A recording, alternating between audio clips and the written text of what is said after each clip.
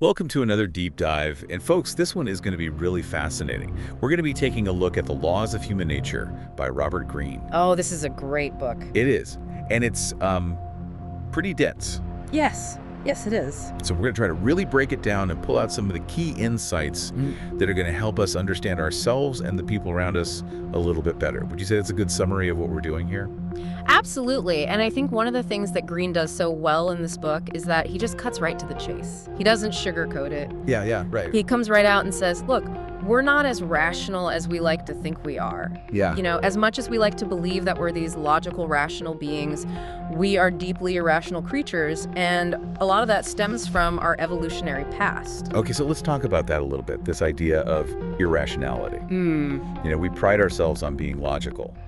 Right. I mean, it's what separates us from animals, supposedly. Right. So how can we be so irrational? Well, and Greene uses this brilliant anecdote in the book about Pericles, the Athenian statesman. Okay. And, you know, Pericles was surrounded by all these politicians who were constantly vying for power and attention. Of course. And these politicians were all very convinced that they were driven by logic and reason, that they were making these calculated decisions. Right, I'm sure they would say so. But Pericles saw through that. And what he actually witnessed was chaos and self-destruction. Oh, interesting. The Athenian political scene was an absolute mess, and it was driven by these very primal emotions, this hunger for power, this need for attention, and of course, always the desire for wealth. So I think even those who appear to be the most rational actors, if we dig a little deeper, we often find that they're driven by these urges, these deep-seated, desires that they might not even be aware of. Okay, so you're saying even the people who are really good at appearing rational are still driven by primal urges and desires. And, it makes you wonder how much of what we think of as reason, as logic, is just, a story we tell ourselves, a way to justify our actions after the fact. Because if we are so fundamentally irrational, then how much control do we really have over our decisions? That's a great question. Yeah. And it's something that Greene really challenges us to think about. He says there are, in fact, two types of irrationality that we experience. There's the everyday low-grade irrationality. Okay. This is the kind of irrationality that, we all experience on a daily basis. Yeah. We get caught up in group emotions, we make impulsive decisions, we get triggered by something that we see on social media. All of those things are examples of that low-grade irrationality. Right. But then, he says, there's also what he calls high-grade irrationality. Okay, and what does that look like? This is where things get more intense. Yeah. This is where our emotions are heightened, and we might act out in anger, or we might become obsessed with an idea. We might even resort to violence in some cases. So it's like there's this spectrum of irrational behavior, from those mild everyday annoyances, to those extreme, cases where people are really losing control. And the key, according to Greene, is to become aware of our own irrational tendencies. Right. Because once we understand, the triggers, the patterns, then we can start to manage our emotions more effectively. It's almost like learning to identify the warning signs before a volcano erupts, Right. So it's not about eliminating irrationality altogether, which is probably impossible, but it's about being aware of it so that we can hopefully manage it a bit better. Exactly. Okay, so recognizing our irrationality is step one. But Greene also talks about this thing called the shadow, right? And I have to admit, that's always sounded kind of mysterious and a little bit ominous to me. What exactly is the shadow? Yeah, it's a fascinating concept, isn't it? Think of the shadow as the hidden, darker side of our personality. Okay. It's the part of ourselves that we try to keep tucked away, to fit in with society's expectations. We repress certain desires, impulses, traits because they don't align with the image that we want to project to the world. So it's kind of like a secret vault where we store all those parts of ourselves that we're not so proud of, like the stuff we don't want other people to see. Precisely. And it's important to note that the shadow isn't inherently bad. Okay. It's just a part of who we are as human beings. But it becomes problematic when it emerges in unhealthy ways, especially when we're under stress or, as we age. And sometimes, you can see the shadow lurking beneath those seemingly contradictory behaviors that we see in ourselves and others. Oh, interesting. Can you give me an example of that? Sure.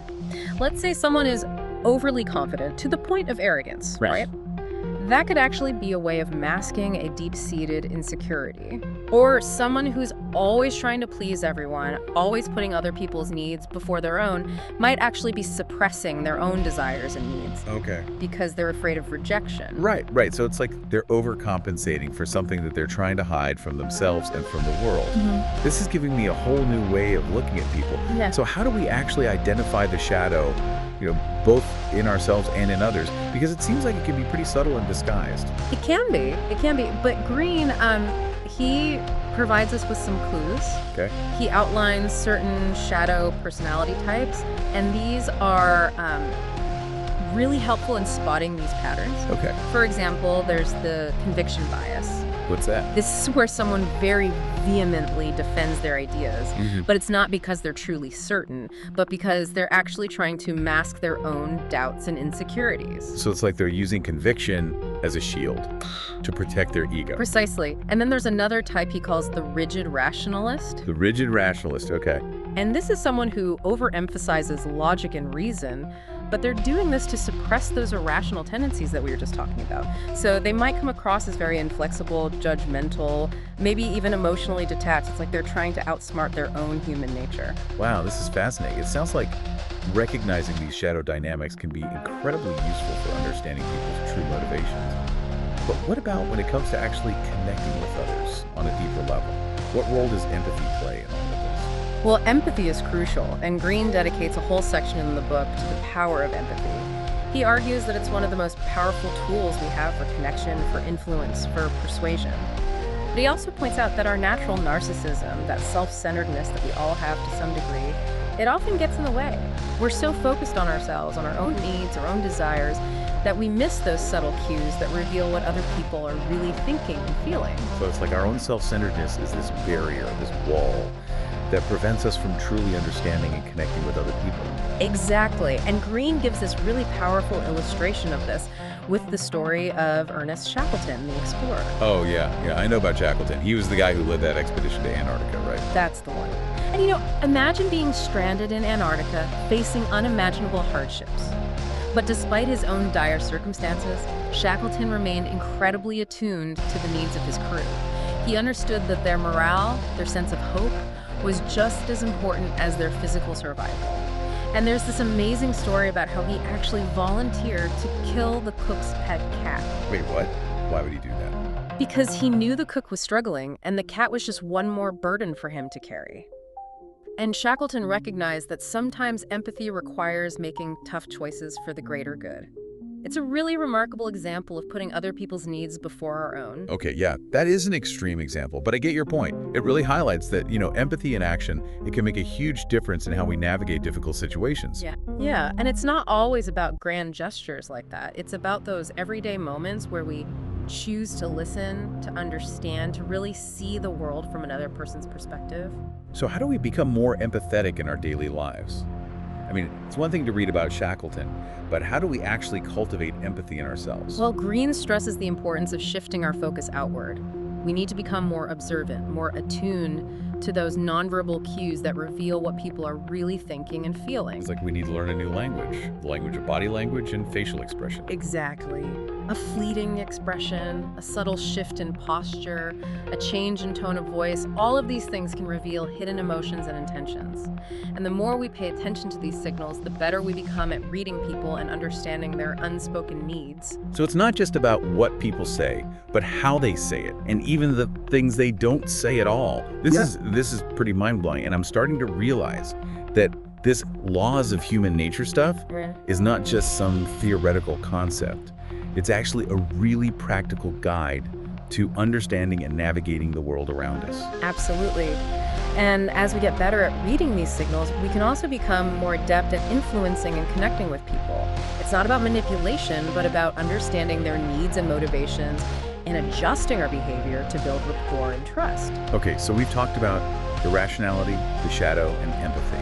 What other human tendencies does Greene explore in this book? I mean, I know we've only just scratched the surface. Oh, there's so much more to uncover. But one thing that really stood out to me was his discussion of envy. Envy. Yeah. Yeah, I think we all felt that at some point, that pang of longing when we see someone else who has something that we want. Right. And Greene doesn't shy away from the destructive nature of envy. He traces it back to our early childhood experiences. And he argues that envy is about feeling diminished by someone else's success. It's like their achievements somehow threaten our own sense of self-worth.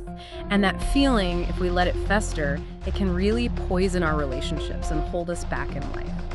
Yeah, I can see that. I've definitely seen that play out in my own life and in the lives of people around me. He uses this really compelling example from literary history, the story of Mary Shelley, the author of Frankenstein. Oh, interesting. I love Frankenstein. Well, Mary was married to Percy Shelley, the poet, and they were friends with a woman named Jane Williams. Okay. And Mary, from the very beginning, felt a strong dislike for Jane. And she later realized that this was fueled by envy. She saw Jane as a threat, someone who could potentially steal her husband's affection. And these feelings, Greene argues, kind of foreshadowed all the emotional turmoil that would later unfold in their lives. Wow, so it's almost like envy has this way of sensing potential threats and amplifying them, distorting our perception of reality. Exactly. And it's interesting. Greene points out that envy attacks, they can be very subtle and insidious. They often come disguised as praise or backhanded compliments that are designed to undermine the target's confidence. Can you give me an example of what that might sound like? Sure. Imagine someone saying, "Wow, you got that promotion, you're so lucky. I hear they're really cracking down on performance reviews these days." On the surface, it sounds like a compliment, but underneath, there's that little barb. Right. Like they're trying to diminish the person's achievement and plant seeds of doubt. Exactly. And that's an envy attack. And the key to navigating envy, both in ourselves and others, is to first recognize it for what it is. Yeah, become aware of it. If you feel that twinge of bitterness, that resentment towards someone else's success, ask yourself, is this feeling rooted in reality, or is it just my own insecurity talking? That's a great question to ask ourselves. So we've covered irrationality, the shadow, empathy, and envy. And I'm realizing that this conversation could go on for hours, but we are going to have to take a break here for now. I know, there's so much more to discuss. I know. But we will be back soon to delve deeper into the laws of human nature. So where were we? Oh yeah, Greene talks about this thing called character. And it's so interesting. He argues that each of us, has a set character.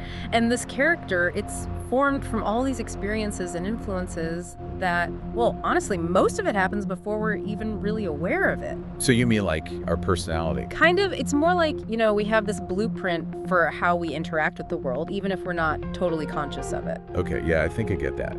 So you're saying it's like from the time we're born, or maybe even before that, all these experiences, our upbringing, our interactions with our parents, our early successes and failures, they all kind of contribute to shaping who we become, this character that Greene's talking about. That's exactly it. It's a combination of our temperament, the way we're wired, plus all those external factors you mentioned. All those things kind of blend together to create our personality and how we approach the world. That makes a lot of sense. But if our character is sort of set, does that mean we're stuck with it? Like, is there any room for change or growth? Well, that's where things get really interesting. Greene introduces this idea of superior character. He says we actually have a choice. We can either be, slaves to our character, letting those ingrained patterns and tendencies control us. Okay. Or we can become masters of our character. Masters of our own character. Right. It's not about denying who we are, but about becoming more conscious, aware of our patterns, and making choices about how we want to show up in the world. So it's not about changing who we are at our core, but more about understanding ourselves better and then making, deliberate choices about how we respond to things, how we interact with others. Exactly. It's like recognizing our strengths and weaknesses, knowing what our triggers are, and developing strategies for overcoming those limitations we might have. It's a journey of self-discovery and growth. A lifelong journey, I bet. Oh, definitely. And one of the things that Greene points out that I found really fascinating is that our character is often revealed most clearly in those moments of stress, pressure situations. It's like those challenges are a pressure cooker. Yeah. They force our true nature to surface. That's a great analogy. I can totally relate to that. Think about how you react when you're stuck in traffic, or when you're dealing with a really difficult client at work, or when you're under a tight deadline. Those are the moments when your true colors really come out. Exactly. Those are the moments when those automatic reactions, those patterns that we've developed over time, they kick in. And if we pay attention to how we react in those moments, we can gain some really valuable insights into our own character. We can see where our buttons get pushed, what our weak spots are, and where we need to develop some more resilience. So it's like those situations that we often try to avoid. They're actually opportunities for growth. They can help us become more self-aware and develop a stronger, more adaptable character. Exactly. Now, shifting gears a little bit, Greene also talks about desire, which is, a powerful human motivator. I mean, it drives so much of our behavior. Yeah, think about it. Everything we do pretty much is motivated by some kind of desire, right? Yeah. Whether it's a desire for food or shelter, or a desire for love, connection, recognition, achievement. And Greene argues that understanding the dynamics of desire, it's crucial for influencing and persuading others. Okay, so this is about tapping into people's wants and needs, figuring out what they really desire. Precisely. And one of the key insights here is that it's not possession that truly motivates people, but desire itself. We're driven by that anticipation, the yearning, the pursuit. And once we actually obtain what we were after, often that desire, it kind of fades away and then we're on to the next thing. It's like that old saying, the journey is more exciting than the destination. Yeah, that's so true. Think about how much we anticipate, a vacation or a big event. We build it up in our minds, and then often the reality doesn't quite live up to the hype. He uses this really fascinating example from the South Sea Bubble. It was this huge financial scheme back in the early 18th century in England. Oh yeah, I've heard of that. John Blunt, who was the mastermind behind this whole thing, he understood how to really manipulate people's desires. He created this frenzy of speculation by promising investors these insane riches, and it fueled their greed and this longing for easy wealth. It's like he tapped into that primal human instinct to want more. That belief that we can get rich quick, even when it sounds too good to be true. Exactly. And that dynamic of desire, it plays out in all sorts of areas of life: marketing and advertising, seduction and romance, even our relationships with ourselves. It's about understanding what people crave, what they long for, and then creating this sense of anticipation and excitement around it. So it's not just about giving people what they want, but making them really want it, making them feel like they need it. That's a great way to put it. Now, let's move on to another important concept that Greene talks about in The Laws of Human Nature. It's the importance of cultivating a detached and objective perspective. He says our natural tendency is to see the world through this subjective lens, filtered by our emotions, our beliefs, our experiences. It's like we're all wearing these invisible glasses that kind of color how we see reality. And those glasses are shaped by our past, our culture, our unique personality. Exactly. And that subjective lens, it can lead to all kinds of problems: distorted perceptions, biased judgments, and ultimately bad decisions. So how do we learn to see things more objectively? It's one thing to say we should be more objective, but it's another thing to actually do it. How do we take off those subjective glasses? Well, Greene encourages us to develop what he calls a maker's mindset. A maker's mindset. Yeah, it's about stepping back from our emotional reactions, challenging our assumptions, and trying to see things from a more neutral and unbiased standpoint. It's about becoming more aware of our own biases and consciously trying to correct for them. So it's like, taking a step back, taking a deep breath, and asking ourselves, okay, what's really going on here? Yeah. Instead of just reacting based on our initial gut feeling. Exactly. And he uses this really brilliant analogy to illustrate this. He compares our minds to a chariot, being pulled by two horses. Yeah, I'm picturing it. One horse represents our emotions and desires, that raw, instinctual energy. Okay. And the other horse represents our reason and intellect, that more thoughtful, logical side. And the challenge, of course, is to learn how to control those horses, to not let our emotions run wild and stampede us, or let reason become too rigid and inflexible. So it's about finding that balance between, our heart and our head. That's a great way to put it. And Greene offers some really practical strategies for achieving this balance. He suggests practicing mindfulness, really paying attention to our thoughts and feelings in the present moment. Okay. And he talks about developing emotional intelligence, which is about understanding and managing our own emotions and also understanding the emotions of others. Yeah, right. And I think that goes back to what we were talking about earlier about empathy. Exactly. It's all connected. And then he suggests that we need to learn to question our own biases. Ask ourselves, where am I coming from? What assumptions am I making? Is there another way to look at this situation? So it's not about suppressing our emotions or pretending that we don't have feelings, but it's about becoming more aware of them so that they don't totally cloud our judgment or control our actions. Exactly. Now, let's shift our attention to the art of persuasion, because Greene believes that this is such a crucial skill for navigating the complexities of, well, human interaction. I mean, we're constantly trying to persuade each other, to influence each other, whether we're conscious of it or not. Yeah, but I think a lot of people have this negative association with the word persuasion. They think it's about, manipulating or tricking people into doing what you want. I understand that. But Greene offers a more nuanced view. He says that true persuasion, it's not about coercion or deception. It's about understanding people's needs and motivations, connecting with them on a deeper level, and then presenting your ideas in a way that aligns with their values and beliefs. So it's not about forcing your will on someone, but about finding common ground and creating a win-win situation. Exactly. And Greene points out that most people approach persuasion in a really ineffective way. They try to change people's minds by arguing with them, lecturing them, cajoling them. And all that does is make people defensive and resistant. Yeah, I can see that. It's like we're pushing our ideas onto them instead of inviting them to consider a different perspective. And he outlines a much more effective approach. He suggests that we start by confirming people's self-opinion, make them feel heard, respected, validated.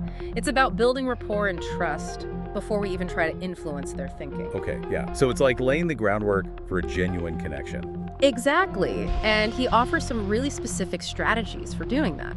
Mirroring people's values, using their language, finding ways to genuinely appreciate their wisdom and experience. All of those things can make them more receptive to what we have to say. It sounds like a much more empathetic and collaborative approach to persuasion. Right, and then Greene emphasizes the importance of stories and metaphors because he says that abstract ideas and logical arguments, they rarely have the power to really move people to action. But stories, on the other hand, they can bypass our intellectual defenses and speak directly to our hearts. Yeah, I love that. Stories have a way of capturing our imagination and making ideas come alive. Now let's get into a bit of a trickier topic. Aggression. Aggression, that's a loaded word for sure. I agree, it often has really negative connotations. But Greene argues that aggression, in its various forms, it's just an inherent part of being human. It's wired into us, it's part of our evolutionary heritage, and it's still very present in the modern world, even if we try to pretend it isn't. So it's not about denying or suppressing our aggression. No, it's about understanding it, learning to manage it effectively, and even, dare I say, harnessing it for good. He actually distinguishes between two types of aggression. There's what he calls primitive aggression. This is the impulsive, reactive, often destructive kind of aggression. Think about road rage, Oh, yeah. Or lashing out in anger, or acting impulsively without thinking about the consequences. That's primitive aggression. Okay. And then there's sophisticated aggression. Sophisticated aggression. This is more strategic, more controlled, and often used to achieve specific goals. So think about, negotiating a tough business deal, or competing fiercely in a sporting event, or maybe even assertively standing up for your beliefs even when they're unpopular. That's sophisticated aggression. So it's like channeling our aggressive energy in a way that's constructive, purposeful. Not letting it control us, but using it to our advantage. Exactly. And Greene also highlights the role of what he calls the internal saboteur. And this is that little voice inside our heads that can undermine our confidence, discourage our assertiveness, and keep us playing small. Oh, I know that voice all too well. Don't we all? It's that voice of fear and self-doubt that tells us we're not good enough, not smart enough, not strong enough to go after what we want. It's like our own worst enemy, living rent-free in our minds. So how do we deal with that inner saboteur? How do we quiet that voice down? Well, Greene encourages us to confront it head on. We need to challenge those negative messages, reframe those limiting beliefs, and cultivate a more empowering inner dialogue. So it's about taking back control of our thoughts and choosing to believe in ourselves and our abilities. I like that. Now, going back to the power of the group, which we were talking about earlier, Greene talks about how to create a more, cohesive and productive dynamic within a group. Yeah, I remember we were talking about how the group can have both positive and negative aspects. Right. And he stresses the importance of a few key things, like fostering that sense of shared purpose. Making sure everyone's on the same page, working toward the same goal. Right, that makes sense. And then establishing really clear roles and responsibilities. That way there's less confusion, less conflict, less wasted effort. Everyone knows what they're supposed to be doing and they can work together more effectively. That's like creating a well-oiled machine where all the parts fit together and work smoothly. Exactly. Now, Greene also talks about this thing that you might not expect to find in a book about human nature, which is power and authority. Power and authority. That's interesting. I mean, it's definitely a part of the human experience, but it's not something we always think about consciously. What's Green's take on that? He argues that true authority, genuine authority, it's not about force, coercion, or even position or title. It's something deeper.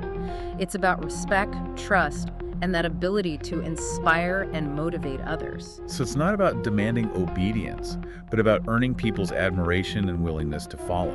Exactly. And he gives this amazing example from history. Queen Elizabeth I, she was this incredibly powerful ruler. Yeah, she was Queen of England during a really tumultuous time. Right. And she was able to consolidate her power and really unite the country. But she didn't do it through brute force. It was through her intelligence, her charisma, her ability to connect with people on a deep level, and her commitment to the good of the realm. It's like she understood that true leadership is about service. It's about inspiring others to follow a shared vision. And it's about creating that sense of unity and purpose. Exactly. And Greene, he outlines some really practical strategies for cultivating that authentic authority. He talks about the importance of self-belief, really believing in yourself and your abilities. He talks about mastering non-verbal communication, which is a huge part of how we convey authority. And then he talks about setting clear boundaries and consistently following through on your commitments. It sounds like authority is not something we're born with, but something we cultivate over time through our actions, our words, and our unwavering commitment to our values. And one thing he cautions against is overpromising and underdelivering. He says that's one of the fastest ways to erode trust and damage our credibility. Yeah, it's like we're creating this gap between expectations and reality. And when that gap widens, people lose faith in our ability to lead. Now, Greene also tells this fascinating story about John D. Rockefeller. Oh yeah, the oil tycoon. Right. He built one of the largest, most powerful companies in history, Standard Oil. And Greene uses Rockefeller's rise to power as this case study in strategic aggression. He was a ruthless businessman, no doubt, but he was also incredibly strategic, incredibly patient. He knew how to play the long game. It's a complex story, for sure, that raises all kinds of ethical questions. But it's also a fascinating example of how ambition, determination, and that ability to think strategically can lead to tremendous success. Yeah. But also, potentially, a lot of harm. It's a double-edged sword, I guess. Okay, now let's talk a bit more about those generational cycles. Greene argues that it's so important to understand these cycles if we want to make sense of how human society is constantly changing.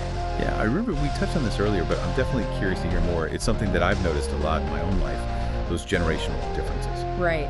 And he says each generation, they develop their own unique perspective, their own values, their own way of seeing the world, which makes perfect sense because we're all shaped by the historical and cultural context of our time. Absolutely. And these differences in perspective, they inevitably create friction between generations. Think about the classic conflicts between, like, parents and children, Yeah.